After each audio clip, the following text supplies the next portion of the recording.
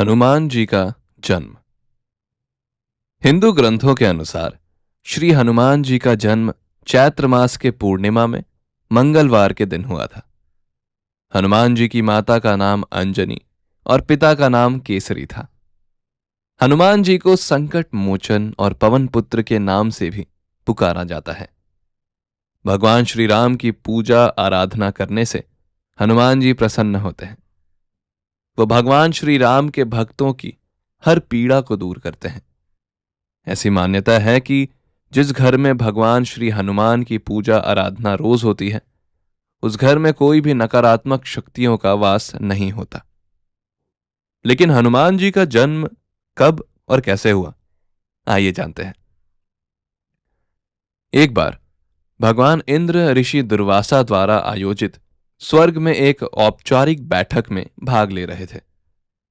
बैठक में हर कोई उस समय एक गहरी सोच में डूबा हुआ था।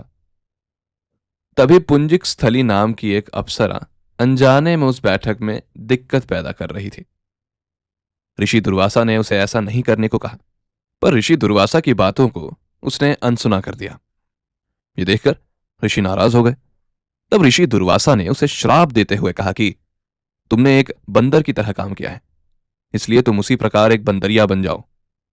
ऋषि दुर्वासा के शाप की बात सुनकर अप्सरा को अपनी गलती का एहसास हुआ और वो उनसे रोते हुए क्षमा मांगने लगी। अप्सरा ने ऋषि दुर्वासा से कहा कि हे ऋषि, मुझे क्षमा कर दे। मैं आपको परेशान करने के लिए यह काम नहीं कर रही थी। मुझे इस बात का बिल्कुल भी अंदाजा नहीं था कि मेरी ऐसी गलती का मुझे ऐसा परिणाम मिलेगा। ऋषि दुर्वासा ने उसकी विनम्र विनती को देखकर अप्सरा से कहा कि हे प्रिय, तुम रो मत। अगले जन्म में तुम एक भगवान से शादी करोगी, लेकिन वो एक बंदर होगा, और तुम्हारा जो पुत्र होगा वो बंदर ही होगा, जो बहुत ही शक्तिशाली होगा और भगवान श्री राम का प्रिय भक्त होगा। यह सुनकर पुंजिक स्थली ने ऋषि दुर्वासा को नमस्कार करते हुए दिए गए श्राप को स्वीकार किया। अगले जन्म में जब माता अंजना विवाह योग्य हो गई, तब उनकी शादी बंदर भगवान केसरी से हुई थी।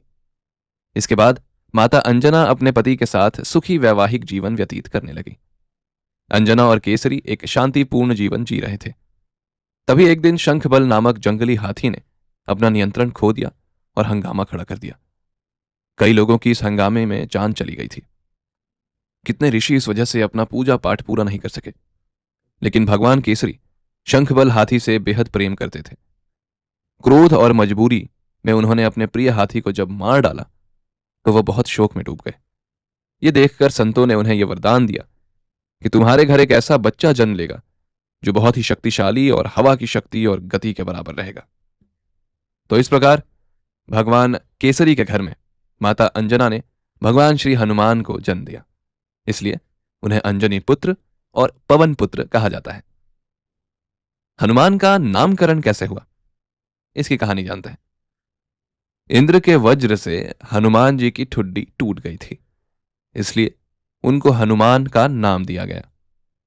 इसके अलावा ये अनेक नामों से प्रसिद्ध हैं, जैसे बजरंगबली, मारुति, अंजनी सत, पवन पुत्र, संकट मोचन, केसरी नंदन, महावीर, कपीश, शंकर सुवन आदि। इन्हें बजरंग बली के रूप में जाना जाता है क्योंकि इनका शरीर एक वज्र की तरह है। ये पवन पुत्र के रूप में जाने जाते हैं।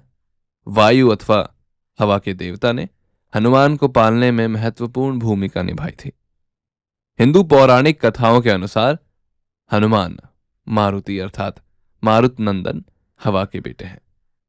त्रेता युग में रामायण के समय भगवान श्री राम की सहायता, राक्षसों का वध तथा अपने भक्तों को संकट से दूर करने में इन नामों से पुकारा गया है उन्हें।